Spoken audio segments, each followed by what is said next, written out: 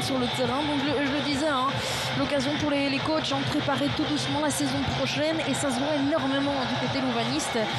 6 par rapport à la défaite face à Zender, et surtout les titularisations de Federico Rica et d'Ezequiel Banzuzi, ce sont les 2 joueurs énormément menés sur Jupiler Pro League. Enfin bref, le coup d'envoi est donné, c'est parti pour 90 minutes cette rencontre entre Louvain et Westerlo. Et on espère voir du spectacle. Et qui avait principalement joué sur ces contre-attaques. Essayer de contenir les louvanistes dans le milieu de terrain, dans leur partie de terrain, et puis partir rapidement vers l'avant.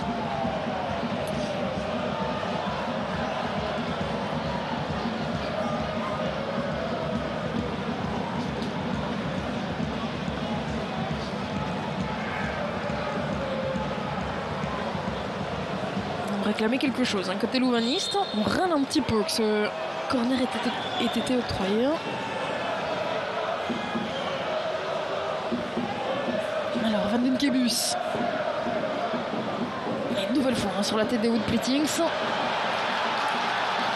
Maintenant la contre-attaque louvaniste alors que Niakossi est au sol. Le ballon a été chippé. Van den Kebus. Et Sakamoto qui demande le ballon au deuxième poteau. Mais Mathias Frigan était là pour venir le couper. Les corners se multiplient du côté de Westerlo dans cette première mi-temps. En 20 minutes, il y en a déjà eu quelques-uns, mais jusqu'à présent, aucun n'a vraiment été dangereux. Et si il arrivait aujourd'hui, maintenant, avec Amin Beram qui a failli tenter un magnifique geste, au détriment notamment d'un Arthur Piedfort, relégué sur le banc. C'est un petit peu la philosophie de Timmy Simons, bien performer à l'entraînement. Et si c'est le cas, bien vous êtes titulaire le week-end. Il l'a encore rappelé cette semaine, malgré le peu d'enjeu des 2 dernières rencontres. Pas pour autant qu'il va donner du temps de jeu à des joueurs qui manquent de minutes. Pour ça, eh bien, il faut le mériter. À l'entraînement notamment. Et là, on réclamait quelque chose, mais ça joue. Van den Kebus, la tentative de Van den Kebus qui finit au fond.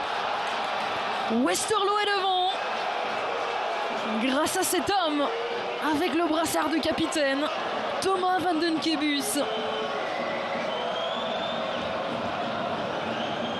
Oui, et un Togo Leisen qui enrage. Louvain n'a pas concédé énormément d'occasions dans cette demi-heure de jeu. Et voilà le coup de sifflet qui vient donc renvoyer les 22 acteurs au vestiaire sur ce score de 0-1. Les hommes de Timmy Simons sont devant.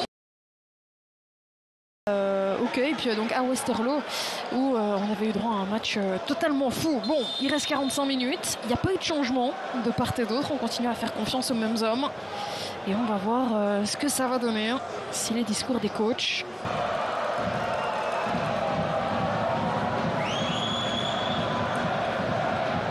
Alors ce nouveau corner, première zone. Terminé, Romance. Attention, ballon qui traîne un petit peu dans la surface. Le cafouillage, la reprise de volée. À côté, Griffinho. Dans tous les cas, il y avait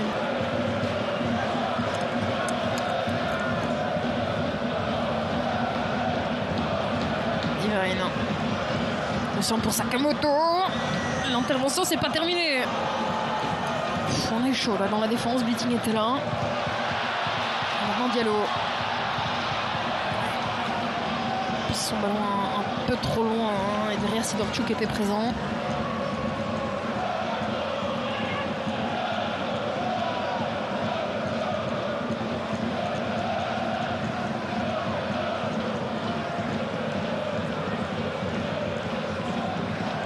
Et vraiment, je me répète, mais du côté de Westerlo,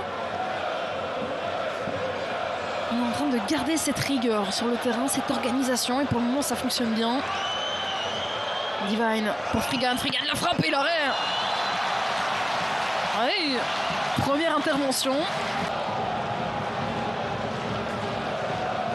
Méfiez-vous de l'eau qui dort.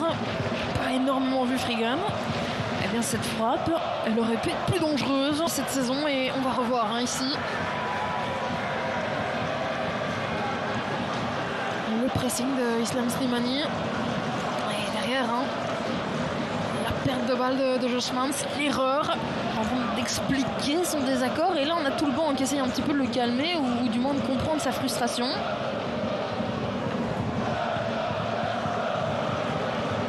Timmy Simmonds qui en rigolait.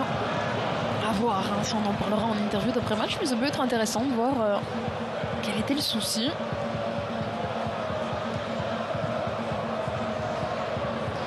Slimani avec Sidorchuk à côté. D'après les propos de Timmy Simmonds, qui apporte énormément au vestiaire et qui montre vraiment le chemin à suivre à tous ces jeunes joueurs. Pour quelques secondes seulement. Ben voilà, le coup de sifflet final, c'est terminé. Louvain qui voulait gommer les précédentes rencontres, qui voulait aller chercher un petit peu de fierté après ces lourdes défaites.